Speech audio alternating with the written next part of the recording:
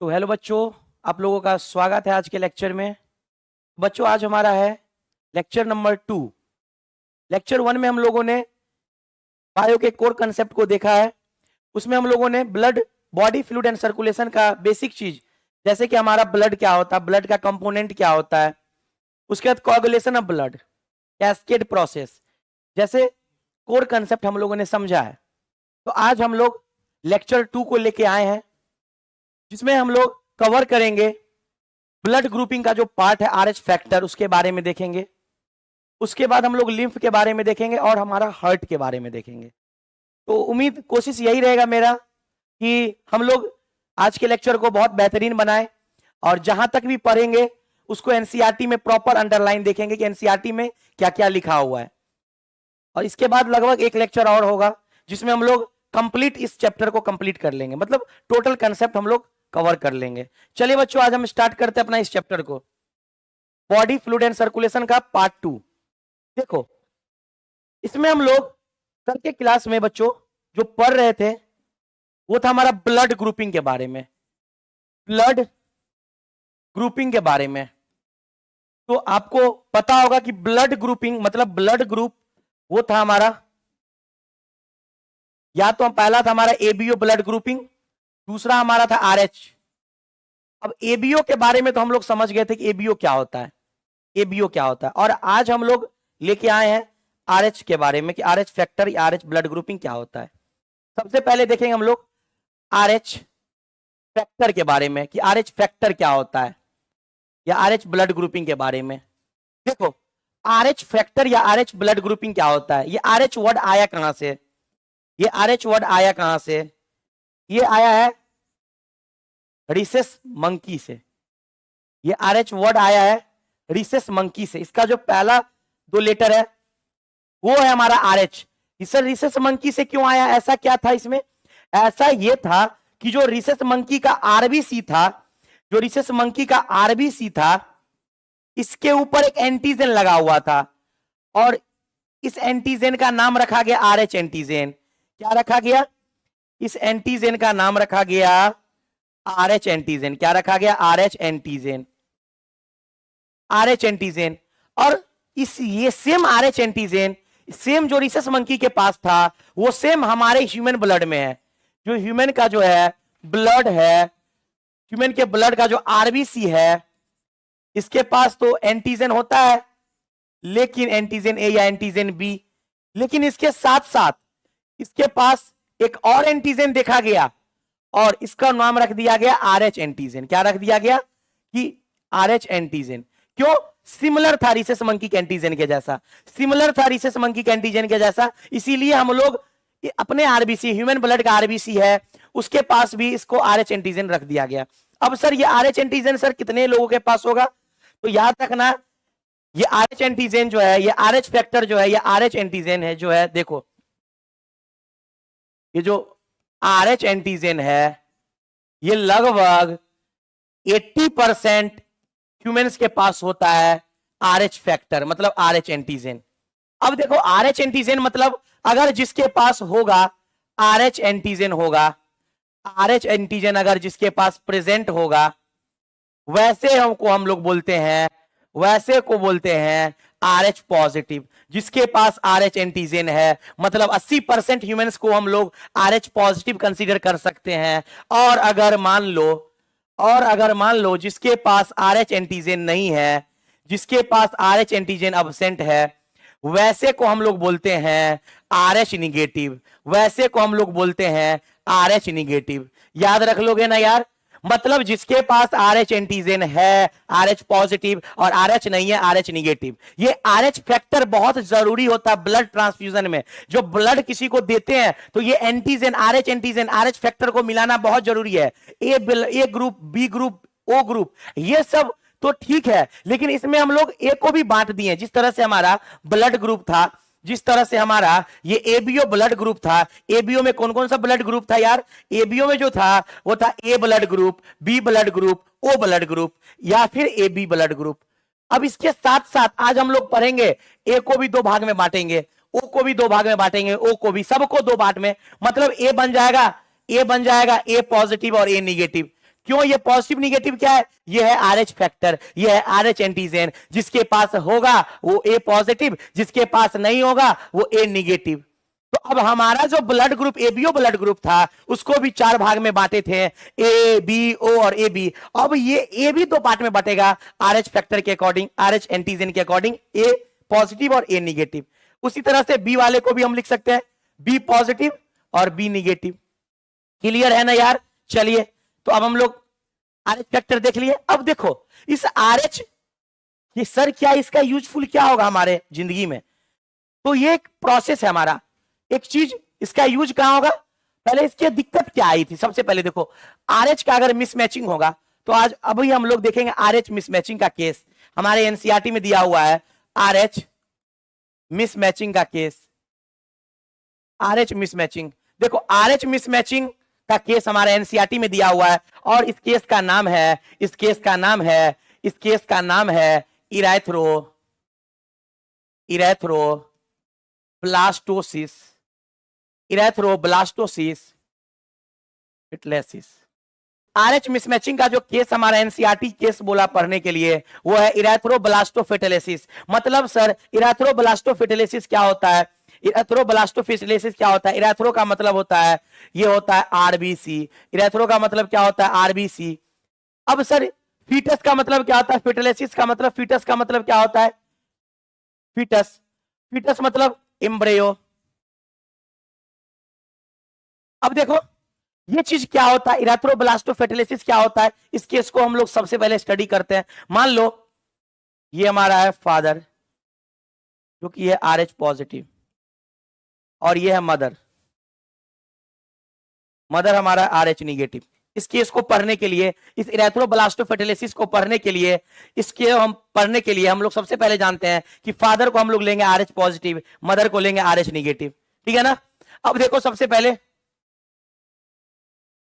देखो, मान लो अगर फर्स्ट प्रेगनेंसी के दौरान, मान लो ये हमारा फर्स्ट प्रेगनेंसी होगा, फर्स्ट प्रेगनेंसी के दौरान जो हमारा फीटस होगा, मान लो कि ये मदर है, मदर का ब्लड क्या था? RH negative. और मदर के साथ अब क्या होगा? फीटस होगा, फीटस का मान लो ब्लड आया है RH पॉजिटिव वाला। फर्स्ट प्रेगनेंसी के बाद मदर का ब्लड है RH निगेटिव और फीटस का ब्लड क्या है? RH positive. चलो तो याद रखना। अब आगे हम लोग देखते हैं। अब देखो क्या हुआ, अब जैसे ही फीटस आया, अब जैसे मदर फीटस को अलग करेगा तो यहां से फीटस जो है, मान लो फीटस जो है वो किससे कनेक्ट होता है? प्लेसेंटा से। अब देखो जैसे ही फीटस प्लेसेंटा से कनेक्ट होता है तो फर्स्ट प्रेगनेंसी के बाद फीटस को हम लोग अलग करेंगे, तो प्लेसेंटा को कट करेंगे। प्लेसेंटा को क्या करेंगे? प्लेसेंटा को कट करेंगे। और जैसे ही प्लेसेंटा को कट लगाते हैं तो प्लेसेंटा के कट लगाने के टाइम कुछ ब्लड जो है वो फीटस का मदर के ब्लड में मिक्स हो जाता है। मतलब सम अमाउंट ऑफ ब्लड, किसका ब्लड? फीटस का। Some amount of blood of foetus mix with mother blood. जो मदर का ब्लड है, मदर का जो खून है उसमें मिल जाता है। और मिलने के बाद जैसे ही हमारा फीटस का ब्लड, फीटस क्या था? RH positive. जैसे ही इसका ब्लड कुछ अमाउंट में प्लेसेंटा काटने के बाद, प्लेसेंटा क्या होता है सर? प्लेसेंटा होता है बैरियर होता है,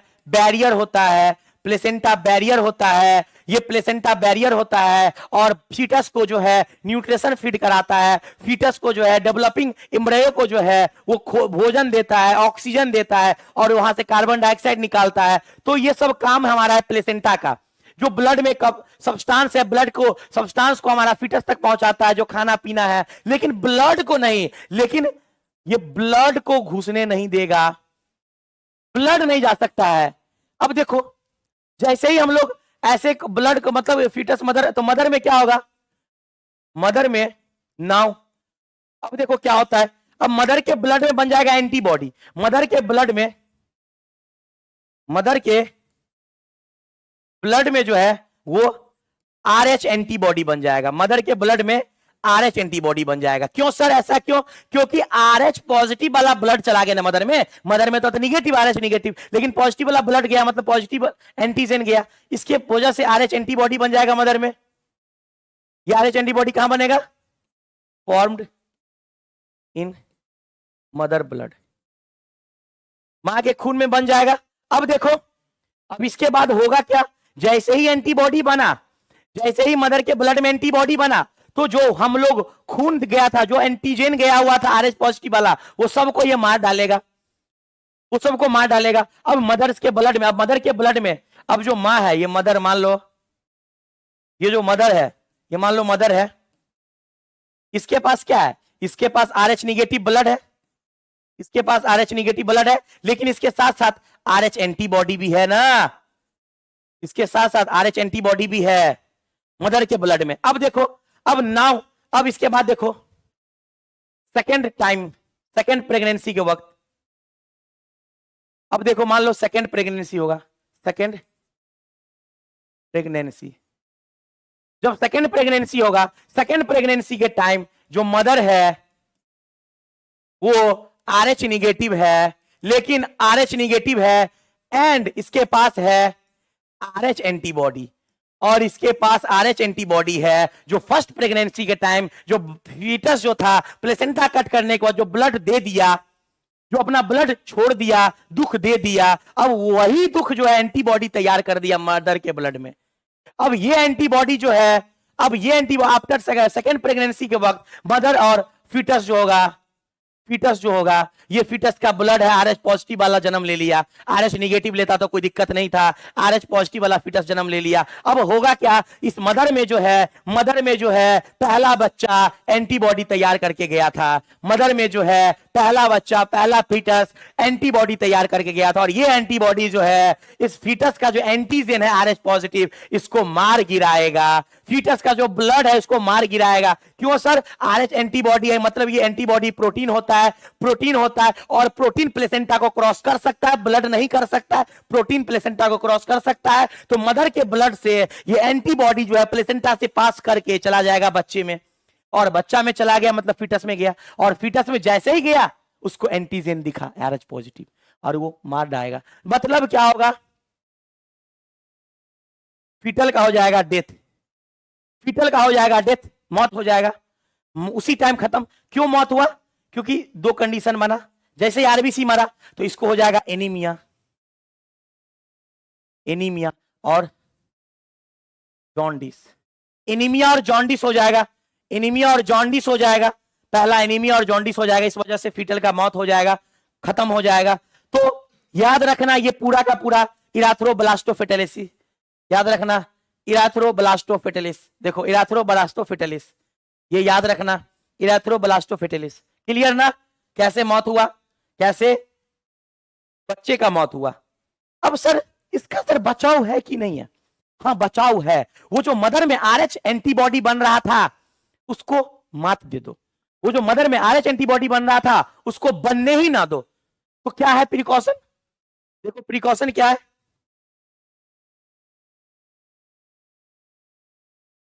कैसे किया आपको पता है ना, कैसे प्लेसेंटा को क्रॉस किया, कैसे प्लेसेंटा को क्रॉस किया, याद रखोगे ना? प्लेसेंटा को कैसे क्रॉस किया? प्रोटीन था, प्रोटीन आसानी से क्रॉस कर सकता है, क्रॉस कर गया, बच्चे में घुस गया और देख लिया एंटीजन है RH पॉजिटिव वाला, मार दिया। RH निगेटिव रहता तो बच जाता, क्योंकि एंटीबॉडी RH पॉजिटिव को खोजेगा, वो जैसे ही एंटीजन मिला RH पॉजिटिव मार गिराएगा। अब प्रिकॉशन क्या है? प्रिकॉशन ये है कि इंजेक्शन दिया जाए। क्या दिया जाए? इंजेक्शन। कौन सा सर? एंटी RH एंटीबॉडी का, एंटी RH एंटीबॉडी का इंजेक्शन दिया जाए। कितने देर बाद? सर विदिन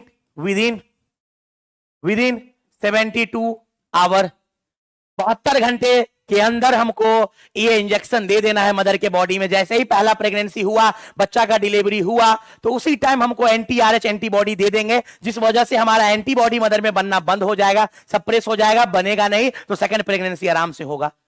तो याद रखना ये प्रिकॉशन बहुत जरूरी है सर, ये प्रिकॉशन से हम लोग बचा सकते हैं। विद इन 72 आवर क्या देंगे sir? Sir anti RH antibody देंगे सर, मदर में एंटी आरएच एंटीबॉडी देंगे सर। क्लियर है ना? कोई दिक्कत नहीं होना चाहिए, याद रखना। तो ये है हमारा इरेथ्रोब्लास्टोफेटिलिस, ये हमारा एनसीईआरटी कवर करता है, इतना चीजों को बतलाता है कि ऐसे करेंगे तो बचाव होगा। तो याद रखना इस केस में सबसे पहला मदर का ब्लड आरएच निगेटिव और फीटस का आरएच पॉजिटिव, तो ही ऐसा कंडीशन बनने को दिखेगा, तो ही ऐसा चीज दिखेगा। जैसे प्लेसेंटा कट किए, कट करने के बाद कुछ ना कुछ ब्लड जो है मिक्स हो गया मदर के ब्लड के साथ पहले प्रेगनेंसी के टाइम। तो ये पूरा स्टेप पे चलिए एनसीईआरटी माता को देखते क्या है एनसीईआरटी में क्या लिखा हुआ है। सबसे पहले देखो क्या लिखा हुआ, आरएच ग्रुपिंग। सब ठीक है सर, आरएच ग्रुपिंग, आरएच दो तरह का, आरएच पॉजिटिव और negative. Another antigen similar to present rhesus monkey, जो रिसस मंकी में एंटीजन है सेम एंटीजन ह्यूमन में होता है, और कितना होता है? नियरली 80% ह्यूमन में होता है। जिसमें होगा आरएच पॉजिटिव होगा, जिसमें नहीं वो आरएच निगेटिव है। जिसमें आरएच है आरएच पॉजिटिव 80% में है वो। अब आइए आगे बढ़ते हैं। उसके बाद an Rh negative person is expose to Rh positive blood. मान लो कि आरएच निगेटिव हम है और मेरे पास आरएच पॉजिटिव निगेटिव हम है, मेरे पास कोई एंटीजन नहीं है आरएच का। अगर आरएच पॉजिटिव ब्लड आया मेरे शरीर में तो मेरे शरीर में उसके खिलाफ एंटीबॉडी बनेगा ना? बिल्कुल बनेगा। और जो आया है उसको मार गिराएगा, लेकिन अब दूसरा बार आएगा कोई और, या मेरा ब्लड किसी और में जाएगा आरएच पॉजिटिव वाले में, तो मेरे पास तो एंटीबॉडी बन चुका है, मार गिराएंगे कट से, तो will form specific antibodies against Rh antigen. मान लो आरएच निगेटिव है और आरएच पॉजिटिव ब्लड आया मेरे पास कुछ मात्रा में, तो आरएच पॉजिटिव ब्लड आया मतलब एंटीजन आया, तो मेरे बॉडी में एंटीबॉडी बन जाएगा इसके खिलाफ, मेरे बॉडी में एंटीबॉडी बन जाएगा इसके खिलाफ, और इसको मार गिराएंगे। इसको तो मार ही देंगे, लेकिन अब कहीं भी अगर मेरा ब्लड जरूरत होगा और पॉजिटिव आरएच पॉजिटिव है वो, और हम अपना ब्लड दे देंगे, हम आरएच निगेटिव है, तो क्या होगा? मेरे बॉडी में एंटीबॉडी बना हुआ है, उसका ब्लड डिस्ट्रॉय हो जाएगा, तो एंटीबॉडी बन जाता है, एंटीबॉडी बन जाता है। याद रख लोगे ना? क्या बन जाता है? एंटीबॉडी बन जाता है उसके खिलाफ। चलिए अब देखिए, तो इसी केस को आरएच इनकॉम्पेबिलिटी के मान से एनसीईआरटी लिखा है।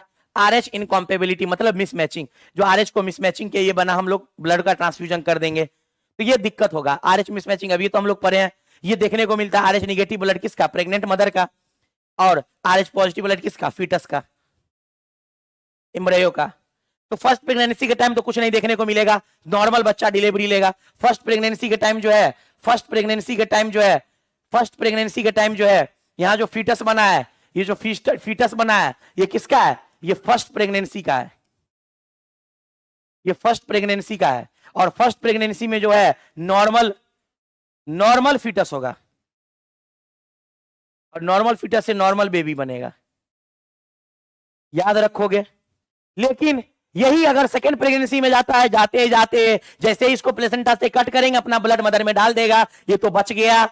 लेकिन मदर जो है एंटीबॉडी तैयार करेगा ना, क्योंकि निगेटिव आरएच निगेटिव है मदर, आरएच निगेटिव है मदर, तो आरएच पॉजिटिव का ब्लड उसमें गया, उसके खिलाफ एंटीबॉडी बनेगा आरएच पॉजिटिव। तो याद रखोगे ये केस। चलिए, तो हमारा एनसीईआरटी वही कह रहा है, एनसीईआरटी को समझने का कोशिश करोगे। उसके बाद Rh antigen of the foetus, foetus का जो आरएच एंटीजन है, do not get exposed to Rh negative blood of the mother. Rh antigen of the foetus बच्चे का do not get exposed to Rh negative blood of mother in the first pregnancy. पहले pregnancy में तो कोई दिक्कत नहीं है। As the two blood are will separated by placenta, दोनों ब्लड प्लेसेंटा के माध्यम से सेपरेट होता है, लेकिन प्रोटीन को तो सेपरेट नहीं कर सकता है। चलिए सर, अब आगे देखो, however during the delivery of, starting में आरएच निगेटिव मदर और आरएच पॉजिटिव फीटस अलग अलग है, प्लेसेंटा से सेपरेट है।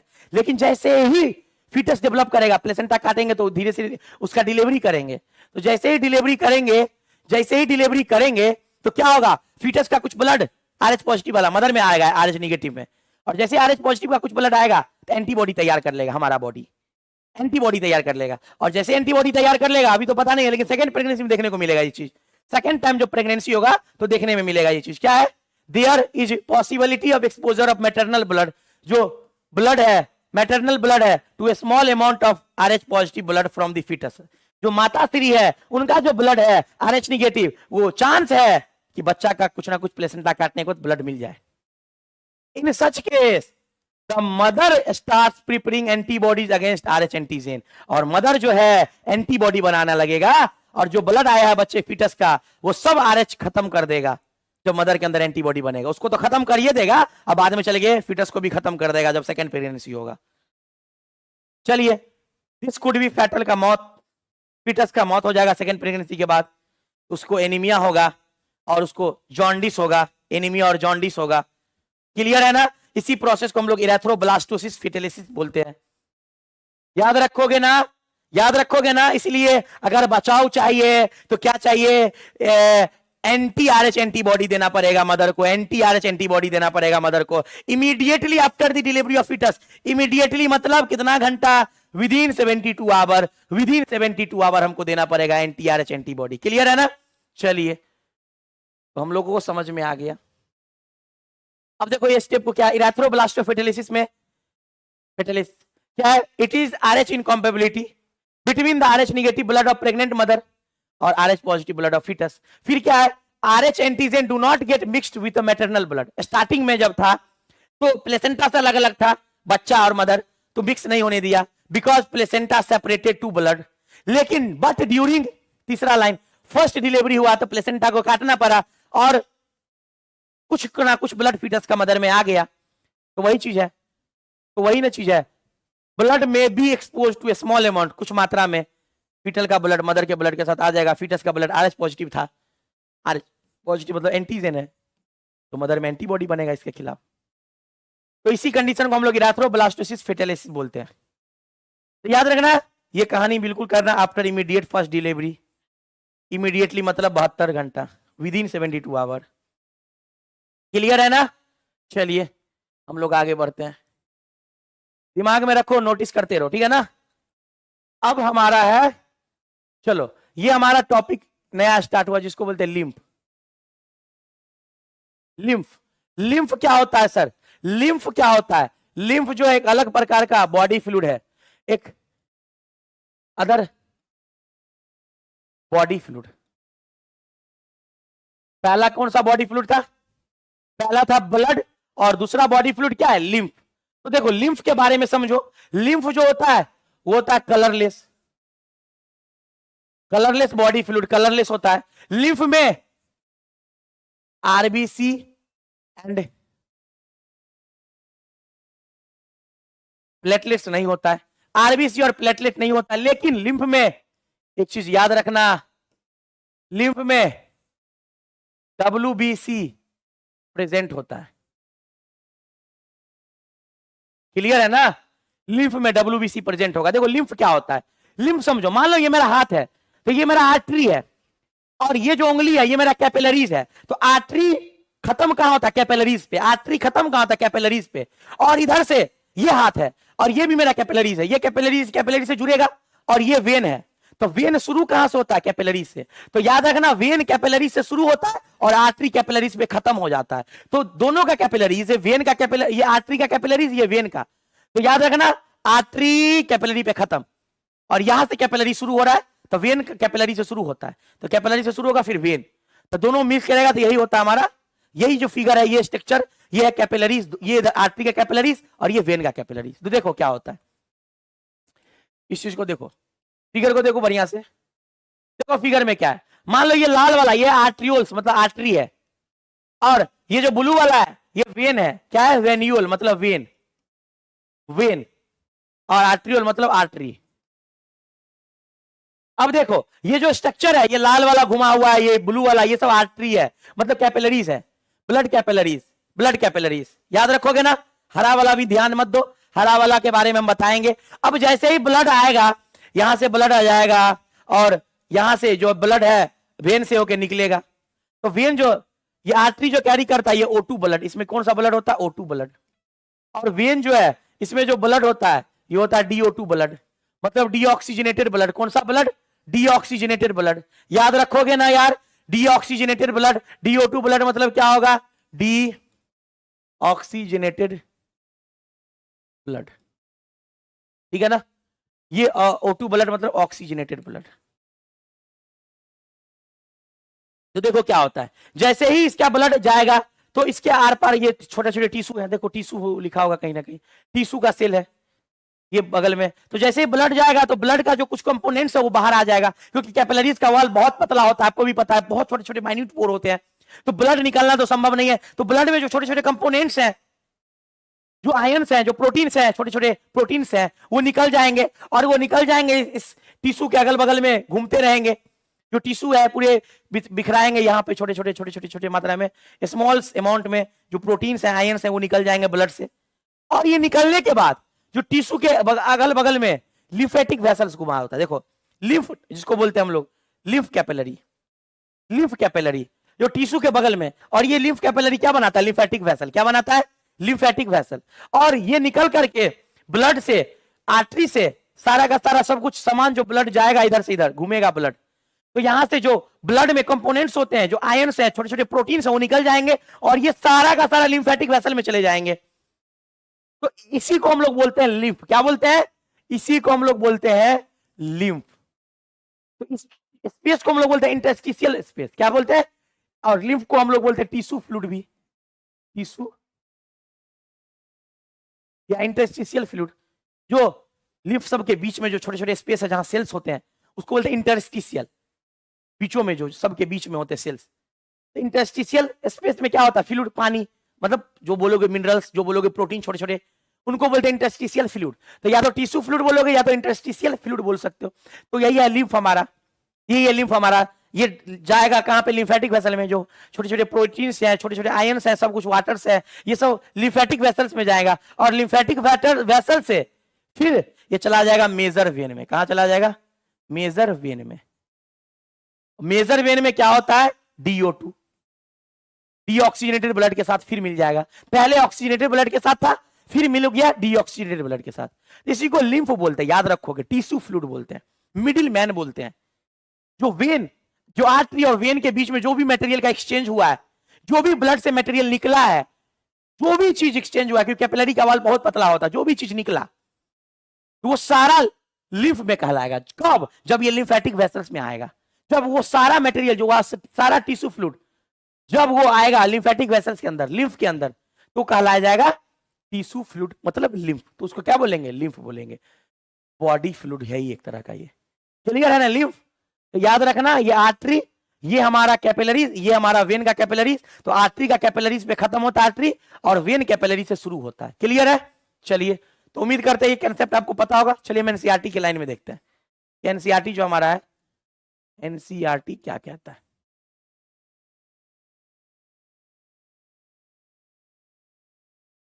चलो देखो लिम्फ के बारे में, लिम्फ को क्या बोलते हैं, टिश्यू फ्लूइड बोलते हैं या इंटरस्टिशियल फ्लूइड बोल सकते हैं, कोई दिक्कत नहीं। मिडिल मैन की तरह काम करता है। आर्टरी और वेन के बीच जो ब्लड, जो आर्टरी से ब्लड बहता है, कैपिलरीज में जाता है, फिर कैपिलरी से फिर वेन में आता है।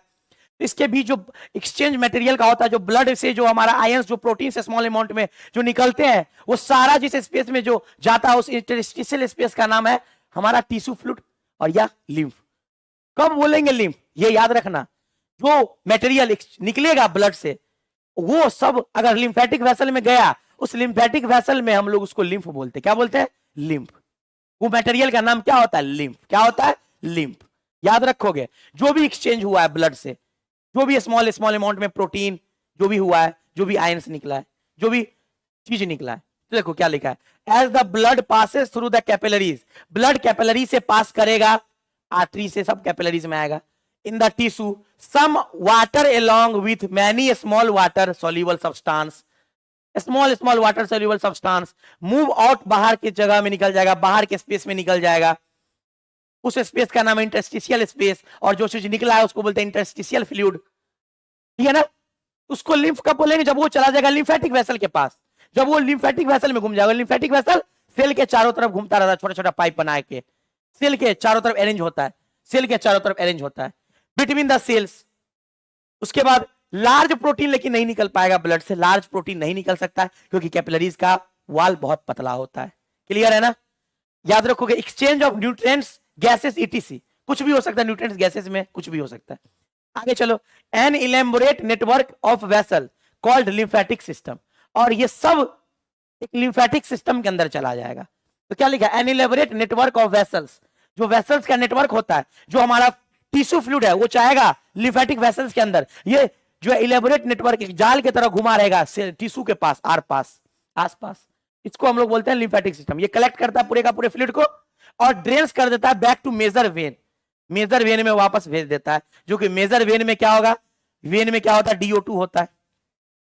अब fluid present in lymphatic system is called lymph. हमने क्या बोला कि लिम्फेटिक सिस्टम या लिम्फेटिक वेसल्स में जो फ्लूइड पाया जाएगा उस सब को हम लोग लिम्फ बोलेंगे। क्या बोलेंगे, लिम्फ बोलेंगे। तो ये नहीं कि जितना भी मतलब क्या कहते हैं ब्लड से आयंस, स्मॉल प्रोटीन्स या न्यूट्रिएंट्स निकला है उस स्पेस में, उस जगह को हम लिम्फ बोलेंगे, नहीं।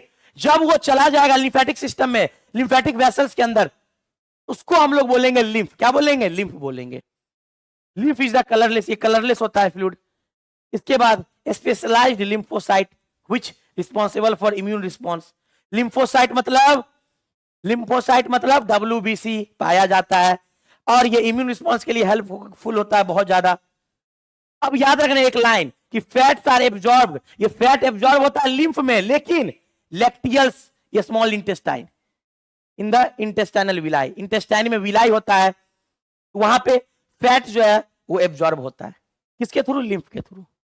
क्लियर है ना, तो बात को समझ में आ रहा है ना। लिम्फ था ये पूरा का पूरा टॉपिक, जिसको बोलते हैं टिश्यू फ्लूइड, मिडिल मैन। चलिए आगे देखते हैं। नेक्स्ट टॉपिक हमारा human circulatory system. Human circulatory system, देखो ह्यूमन सर्कुलेटरी सिस्टम में क्या आता है। इससे पहले हम लोग देखते हैं सर्कुलेटरी सिस्टम। जैसे कि हमारा एनसीईआरटी दिया है मछली का, फिश का। फिश में होता है 2 चेंबर हार्ट। कितना होता है, चलो इधर आते हैं हम लोग, देखते हैं। देखो हार्ट, किसका हार्ट, मछली का। एनसीईआरटी दिया है फिश में जो है वो 2 चेंबर हार्ट होता है। फिर देखेंगे हम लोग human circulatory system. Two chambered heart, 2 chamber heart होता है। 2 चेंबर में क्या क्या आएगा सर, 2 चेंबर में क्या क्या आएगा, तो 2 चेंबर में तुम्हारा आ जाएगा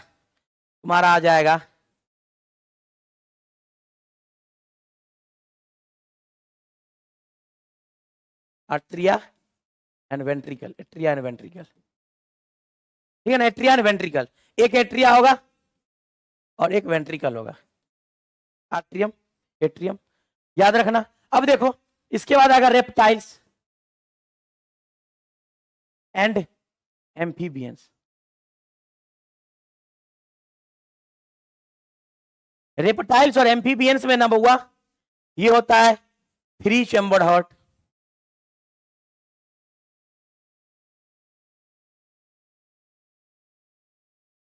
थ्री चेंबर्ड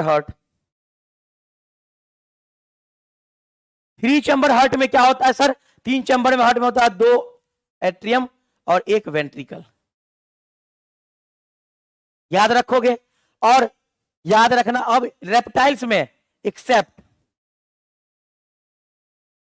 क्रोकोडाइल, क्रोकोडाइल में छोड़ के, क्रोकोडाइल को छोड़ के, क्रोकोडाइल में 4 चेंबर हार्ट होता है।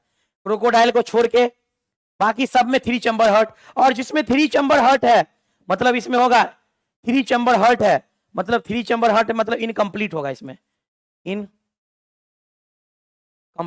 Double circulation.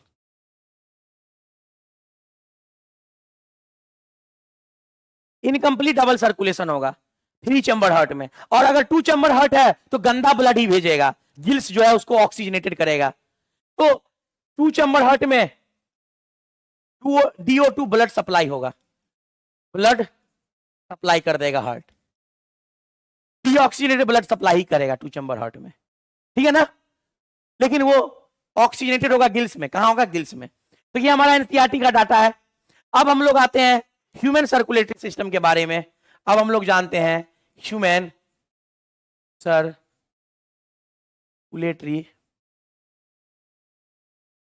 सर्कुलेटरी सिस्टम के बारे में देख लेते हैं क्या कहता है सर। ह्यूमन सर्कुलेटरी सिस्टम जो होता है इसमें हम लोग हार्ट के बारे में पढ़ते हैं, इसमें हम लोग हार्ट के बारे में तो पढ़ते ही हैं, लेकिन ह्यूमन के हार्ट के बारे में, किसके हार्ट के बारे में, ह्यूमन। अब देखो ह्यूमन का हार्ट कितना होता है, 4 चेंबर्ड हार्ट, 4 चेंबर्ड होता है ह्यूमन में कितना होता है, 4 चेम्बर्ड हार्ट होता है। ह्यूमन के साथ साथ जितने भी मैमल्स हैं उसमें भी 4 चेम्बर हार्ट होता है, क्रोकोडाइल में भी 4 चेम्बर हार्ट होता है। लेकिन अभी ह्यूमन के बारे में देखते हैं। 4 चेम्बर हार्ट, 4 चेम्बर में सर जो है 2 होता है एट्रिया और 2 होता है वेंट्रिकल, 2 एट्रिया और 2 वेंट्रिकल होता है। क्लियर है ना, क्लियर है ना। तो याद रखना ये 2 चेम्बर हार्ट है, याद रखना। अब देखो सर, जैसे कि 2 एट्रिया होता है और 2 वेंट्रिकल होता है। अब 2 चेम्बर हार्ट में डबल सर्कुलेशन होगा, क्या होगा, डबल सर्कुलेशन होगा। 2 चेम्बर हार्ट में क्या होगा बउआ, डबल सर्कुलेशन होगा। डबल सर्कुलेशन क्या होता है सर, डबल सर्कुलेशन में पहला होता है सिस्टेमिक सर्कुलेशन,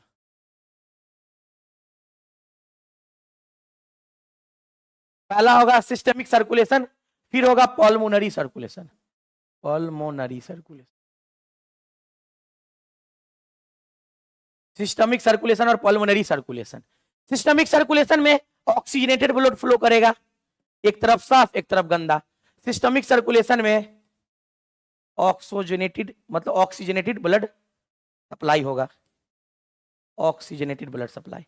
और पल्मोनरी में डीऑक्सीजनेटेड ब्लड का सप्लाई होगा, DO2 मतलब डीऑक्सीजनेटेड ब्लड का सप्लाई होगा। ठीक है ना, क्लियरली विजन कर रहे हो। तो याद रखना है पल्मोनरी सर्कुलेशन, और एक तरफ साफ ब्लड एक तरफ गंदा ब्लड। सिस्टमिक सर्कुलेशन किधर से किधर होगा, तो सिस्टमिक सर्कुलेशन जो है लेफ्ट साइड होगा, मतलब लेफ्ट एट्रियम से लेफ्ट वेंट्रिकल, ऐसा होगा। और पल्मोनरी सर्कुलेशन किधर से किधर होगा, राइट एट्रियम से राइट वेंट्रिकल। तो लेफ्ट साइड में सिस्टमिक सर्कुलेशन, राइट साइड में पल्मोनरी सर्कुलेशन। अब देखो कैसे होता है सर, मान लो एक चीज तुमसे पूछेगा कि साइज हार्ट का, हार्ट का साइज होता है क्लिप शिफ्ट, ऐसा एक मुट्ठी की तरह ऐसा साइज होता है हार्ट का, हार्ट का साइज होता है। ठीक है ना, हार्ट का साइज होता है मुट्ठी की तरह। कैसा होता है, हार्ट का साइज होता है क्लीन शिफ्ट की तरह, मुट्ठी की तरह, बंद मुट्ठी की तरह। और सर ये जो हार्ट होता है ये होता है टिल्टेड टुवर्ड्स लेफ्ट साइड, ये लेफ्ट साइड की तरफ थोड़ा सा टिल्टेड होता है, टिल्टेड होता है लेफ्ट साइड की तरफ। और दूसरी बात जो हार्ट होता है ये बीचों बीच होता है थोरेसिक कैविटी के, बिटवीन थोरेसिक कैविटी। पोजीशन जो है हार्ट का पोजीशन किधर होता है, between thoracic cavity, thoracic cavity है इसके बीच में, लेकिन थोड़ा सा टिल्ट होगा लेफ्ट की तरफ। याद रखना tilted toward left side. Clear है ना। अब देखो ये हार्ट बना दिए हैं, ये हार्ट का जो है एपिक्स है, एपेक्स, और ये वाला हार्ट का बेस है। अब देखो ये जो हमारा है ऊपर वाला 2 चेंबर, ये हमारा राइट एट्रियम, ये लेफ्ट एट्रियम। तो राइट एट्रियम और लेफ्ट एट्रियम को जो अलग अलग किया है इसका नाम है IAS, इसका नाम है IAS। IAS का फुल फॉर्म सर, IAS का फुल फॉर्म होता है inter atrial septum, inter atrial septum. IAS का मतलब इंटर एट्रियल सेप्टम, 2 सेप्टम के बीच में है, 2 मतलब आर्टरी के बीच में है, तो इंटर आर्ट्रियल सेप्टम, 2 आर्टरिया को अलग अलग किया। और जो वेंट्रिकल में है सर इसका नाम क्या होगा, इसका नाम होगा inter ventricular septum. Inter ventricular septum 2 ventricle को अलग करेगा, ये राइट वेंट्रिकल और ये लेफ्ट वेंट्रिकल। क्लियर ना। अब ये जो पाइप यहां पे होता है जो आर्टरी और वेंट्रिकल को अलग अलग करता है, सेपरेट करता है, ये वाला जो पाइप यहां पे, इसका नाम क्या होगा, इसका नाम होगा आर्टरी है तो एट्रियो वेंट्रिकुलर सेप्टम, जो आर्टरी और वेंट्रिकल को अलग अलग करता है। अब एक चीज याद रखना, क्या सर, जो लेफ्ट भाग है इसमें 2 वाल्व होता है, राइट में 3 वाल्व होता है, ये क्लियर है। इसको बोलते हैं हम लोग बाइकस्पिड वाल्व, और ये वाले को हम लोग बोलते हैं ट्राइकस्पिड वाल्व। बाइकस्पिड वाल्व का दूसरा नाम है मिट्रल वल्व, ये क्लियरली एनसीईआरटी में लिखा हुआ है, याद रखोगे। अब वल्व क्या होता है सर, वह ये जो वर्ड लिखे है वल्व, ये वल्व होता क्या है, ये यूनिडायरेक्शनल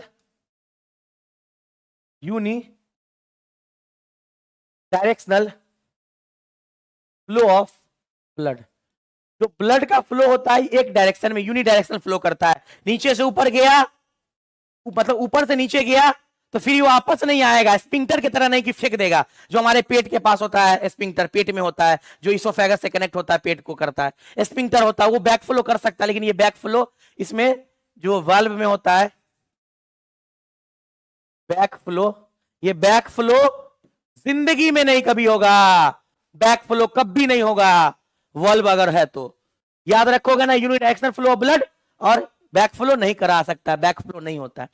चलिए सर अब देखते हैं हम लोग, अब हर्ट को समझते हैं। देखो जो हर्ट है ये सबसे पहले बात मीजोडर्मल ओरिजिन होता है, मीजोडर्मली इसका ओरिजिन होता है, पूछेगा याद रखना। उसके बाद दूसरा ये मायोजेनिक होता है, मायोजेनिक होता है। उसके बाद इसके पास नोडल टिश्यू पाया जाता है, nodal tissue. Sir nodal tissue क्या होता है, सर नोडल टिश्यू क्या है, नोडल टिश्यू मतलब न्यूरॉन की तरह काम करेगा, सिग्नल खुद जनरेट कर सकता है, इसको कोई एक्सटर्नल स्टिमुलाई नहीं चाहिए, बाहर से कोई नहीं चाहिए मदद करने के लिए, खुद कर लेगा, मतलब न्यूरॉन की तरह काम करेगा, ऑटो एक्साइटेबल होता है। नोडल टिश्यू क्या करेगा, ऑटो एक्साइटेबल, हार्ट को ऑटो एक्साइटेबल बनाएगा, खुद एक्साइट करेगा हार्ट, धक धक धक, नोडल टिश्यू की वजह से। अब गौर करना, ये जो नोडल टिश्यू है ना बउआ, ये जो नोडल टिश्यू है ये होता है, इसमें आगे लिखते हैं हम लोग, नोडल टिश्यू पहला होता है, ये होता है ऐसे नोड, नोडल टिश्यू में पहला आता है ऐसे नोड, दूसरा होता है एवी नोड, और तीसरा आता है AV bundle, AV bundle, AV bundle बोलो या बंडल ऑफ हिस बोलो, बंडल ऑफ हिस। और बउआ चौथा पुरकिंजी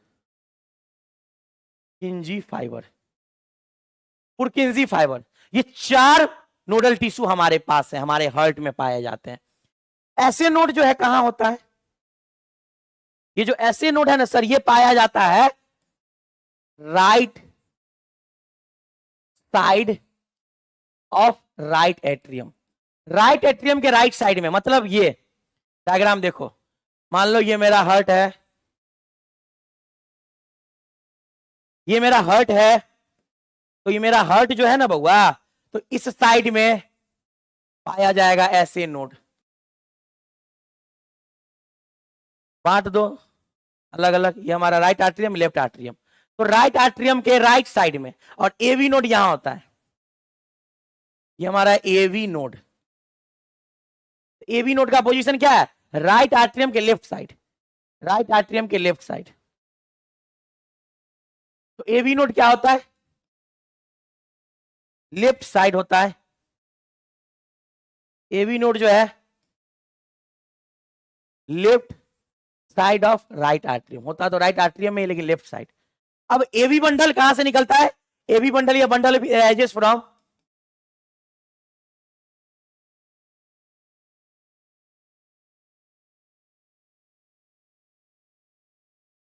एवी नोड से निकलता है, एवी नोड से निकलता है। और पुरकिंजी फाइबर ये वेंट्रिकल में पाया जाता है, वेंट्रिकल के राइट एंड लेफ्ट साइड में पाया जाता है। जो एवी बंडल है ना, एवी बंडल राइट और लेफ्ट में घूम जाता है, और ये राइट एंड लेफ्ट में ही पुरकिंजी फाइबर पाया जाता है, वेंट्रिकल के राइट और लेफ्ट में। जैसे कि देख लो यहाँ पे, ये हमारा अब यहां से एराइज होगा, यहां से एराइज होगा, यहां से एराइज होगा छोटा छोटा फाइबर, इसको बोलते हैं, और इस भाग में बटिएगा,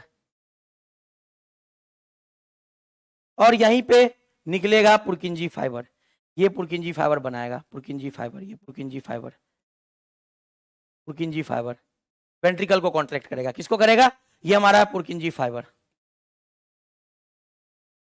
पुरकिंजी फाइबर जो वेंट्रिकल को कांटेक्ट करेगा। और ये जो हमारा है, ये जो हमारा एबी बंडल या बंडल ऑफ हिस क्या है, ये हमारा एबी बंडल या बंडल ऑफ हिस, ये हमारा एवी बंडल या bundle of His, AV bundle या बंडल ऑफ हिस, ठीक है ना? क्लियर है ना बच्चों? क्लियर है ना? एवी बंडल या बंडल ऑफ हिस, ये राइट साइड में बट जाएगा, ये इधर राइट साइड में बट गया और ये लेफ्ट साइड में बट गया और ये फॉर्मेशन कर दिया पुरकिंजी फाइबर का, ठीक है ना? अब जो है सिग्नल जो जनरेट हुआ, जो ऐसे नोड से सिग्नल आएगा वो ट्रांसफर होगा एवी नोड के पास, ये सिग्नल ट्रांसफर हो जाएगा, ये सिग्नल ट्रांसफर हो जाएगा। तो ऐसे नोड जो है ये कितना बार, 70 से 75 बार पर मिनट एक्सटर्न पोटेंशियल जनरेट करता है। एक्सटर्न पोटेंशियल मतलब सिग्नल जो जनरेट करेगा वो 70 से 75 बार ये सिग्नल जनरेट करेगा और सिग्नल एवी के पास जाएगा 70 से 75 बार। तो इसीलिए हमारा हार्ट बीट भी देखते हो, हार्ट बीट जो रेट होता है HBR हार्ट बीट रेट, वो 70 से 75 बार होता है पर मिनट, लेकिन जो एवरेज होता है हार्ट बीट रेट वो होता है 72 पर मिनट, 72 बार पर मिनट एवरेज। तो हार्ट बीट रेट भी ना 70 से 75 बार होता है, एवरेज 72 बार। तो याद रख लोगे ना, ऐसे नोड सिग्नल जनरेट करता है, एक्शन पोटेंशियल जनरेट करता है, एबी नोड को देगा, एबी नोड से एबी बंडल, फिर पुरकिंजी फाइबर और वेंट्रिकल कॉन्ट्रैक्ट करेगा पुरकिंजी फाइबर। क्लियर है ना? याद रख लोगे ना यार? उम्मीद करें ना आप लोगों से। ये सारा हमारा ऑटो एक्साइटेबल है, नोडल टिश्यू होता है, ऑटो एक्साइटेबल होता है। क्लियर है ना? चलिए अब हार्ट में आते हैं। हार्ट का स्वागत है। देखो क्या लिखा हुआ हार्ट में, क्या लिखा हुआ है, human circulatory system also called blood vascular system, जिसमें क्या होता है muscular chambered heart. Muscular chamber मतलब 4 chambered, 4 chambered heart. Network of closed branching, network of closed branching मतलब capillaries, capillaries. Heart is a mesodermally organ situated in thoracic between two lungs, slightly tilted, left की तरफ घुमा रहता है, tilt रहता है, क्लिंचेप ship है ना, बंद मुट्ठी की तरह होता है इससे। It is protected by pericardium से प्रोटेक्ट होता है। क्लियर बात है? आवर हार्ट हैज 4 चेम्बर, जो कि अपर चेम्बर, स्मॉल चेम्बर हमारा जो ऊपर वाला स्मॉल होता है वो एट्रिया होता है, और नीचे वाला जो लोअर चेम्बर वेंट्रिकल होता है। क्लियर है ना? वही चीज लिखा हुआ है। बाकी आप लोग इसको एक बार पढ़िएगा, इसको एक बार रीड कीजिएगा यार, समझ में पूरा का पूरा आ जाएगा। हमने सब कुछ बता दिया है, सब कुछ आपको समझ में आ जाएगा। वो देखते हो वल्व लगा हुआ है राइट वेंट्रिकल में, guarded by valve. Right ventricle right side में ट्राइकस्पिड होता है, ट्राइकस्पिड होता है, देखो कहीं लिखा होगा ट्राइकस्पिड वल्व। लेफ्ट साइड में बाइकस्पिड या मिट्रल वल्व। एक बार रीड करोगे, ठीक है ना बच्चों? चलो हम लोग आगे देखते हैं। इसका ये डायग्राम है, इसका ये डायग्राम, ये वेना कावा है। वेना कावा क्या होता है, चलो एक बार और फिगर देखते हैं हम लोग। वेना कावा को हम लोग समझते हैं। देखो मान लो हम एक हार्ट बनाते हैं, आर्टरिया छोटा होता है और वेंट्रिकल बड़ा होता है, बड़ा है, सेपरेटेड है। अब देखो यहाँ पे क्या होगा, ट्राइकस्पिड वल्व और यहाँ पे बाइकस्पिड वल्व। अब गौर करना, जो हार्ट में ब्लड आएगा, ऊपर का जो ब्लड आएगा, बॉडी के ऊपर का पार्ट वाला ब्लड जो आएगा हार्ट में, ये कौन लेके आएगा? ये आएगा superior vena cava. Vena cava क्या लेके आएगा? क्या लेके आएगा? गंदा ब्लड बॉडी के ऊपर पार्ट से, बॉडी के ऊपर वाले भाग से, बॉडी के ऊपर वाले भाग से, जो बॉडी का ऊपर का सरफेस है, सुपीरियर वेना कावा लेके आएगा हार्ट तक ब्लड, गंदा ब्लड। कौन सा ब्लड लेके आएगा? DO2। और बॉडी के निचला वाले भाग से गंदा ब्लड लेके आएगा, कौन लेके आएगा? DO2 लेके जाएगा। ये है inferior vena cava, inferior vena cava. Vena cava when मतलब गंदा ब्लड ले जाएगा। जैसे ही गंदा ब्लड आएगा फिर ये ब्लड इसमें जाएगा। अब इसमें गया, अब यहां से जो गंदा ब्लड है इसको पट से कैरी करेगा। यहाँ का जो गंदा ब्लड है पट से यहाँ से एक पाइप निकलेगा, जो ये निकला है ये राइट साइड लंग्स को लेके जाएगा। लेके जाएगा कि नहीं लेके जाएगा? और इधर भी लेके जाएगा, इधर भी एक लंग्स है और इधर भी एक लंग्स है। उधर लेफ्ट साइड, इधर राइट साइड। तो ये लेके जाएगा, इस पाइप का नाम क्या है? इस पाइप का नाम है पल्मोनरी आर्टरी। पल्मोनरी आर्टरी में क्या कैरी करता है? गंदा ब्लड जो आया है इससे इसमें आएगा, तो ये गंदा ब्लड को लेके जाएगा। ये किस ब्लड को लेके जाएगा? CO2 वाले ब्लड को लेके जाएगा लंग्स में। कहां ले जाएगा? लंग्स में। तो पल्मोनरी आर्टरी क्या करता है? कैरी CO2 मतलब गंदा blood, deoxygenated blood from heart to lungs. Heart से लंग्स तक लेके जाएगा। अब लंग्स में ऑक्सीजन मिलेगा, ब्लड प्यूरिफाई होगा, और फिर से वो कैरी करके हार्ट में लेके आएगा। और लेके आ रहा है ये दो पेयर प्राणी। इस दो पेयर प्राणी का नाम क्या है बताइए जनाब? इस दो पेयर मतलब 4 गो, 4 का मतलब क्या है? 2 पेयर। ये 2 पेयर क्या है बउआ? ये है पल्मोनरी वेन। ये पल्मोनरी वेन लेके आएगा साफ ब्लड, और यही साफ ब्लड इसमें जाएगा, ऑक्सीजनेटेड वाला ब्लड। इधर क्या आया था? इधर गंदा ब्लड था, इसमें गंदा ब्लड गया, फिर वापस से गंदा ब्लड चला गया लंग्स में। फिर 4 को मतलब 2 पेयर पल्मोनरी वेन साफ ब्लड को लेके आया, ऑक्सीजनेटेड ब्लड को लेके आएगा। तो ये पूरा का पूरा कहानी है। फिर ये साफ ब्लड आया, ऑक्सीजनेटेड ब्लड आया, क्या आया? ऑक्सीजनेटेड ब्लड आया, और इसको पूरे बॉडी में ट्रांसफर करना है, इसको पूरे बॉडी में भेजना है। ये लेके कौन जाएगा? ये लेके जाएगा ऑरोटा, पूरे बॉडी में सप्लाई करेगा ये, मतलब यहां से ले जाएगा। कौन सा भाग है ये? लेफ्ट वेंट्रिकल वाला भाग है। तो ऑरोटा क्या करेगा? Carry O2 blood from heart, और लेके कहां जाएगा? बॉडी पार्ट तक। क्लियर है ना? ये ब्लड से लेके हार्ट के ऑक्सीजनेटेड ब्लड कैरी करेगा हार्ट से। तो क्लियर है ना? अब एक चीज और याद रखना इसमें, और एक पॉइंट है, बहुत बेसिक पॉइंट है। इसके पास भी वॉल्व होता है, अरोटा के पास भी, और पल्मोनरी आर्टरी के पास भी होता है। इस वॉल्व का नाम है semi lunar valve. Semi lunar valve दोनों के पास होता है। तो ये डायग्राम बहुत क्लियर स्पष्ट कर रहा है, हार्ट को एकदम क्लियरली कर रहा है कि हार्ट कैसे हम लोगों को पढ़ना है। क्लियर है ना? पल्मोनरी वेन हमारा 4 होता है, मतलब 2 पेयर होता है, जो साफ ब्लड को लंग्स से लेके आएगा, हार्ट तक पहुंचाएगा, हार्ट के लेफ्ट वाले भाग में, लेफ्ट आर्टरी में।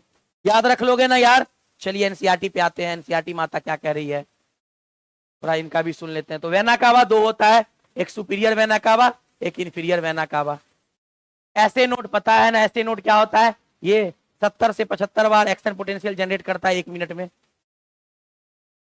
अब अरोटा क्या होता है? क्लियर है ना? ये कैरी करता है ब्लड को, carry blood from left ventricle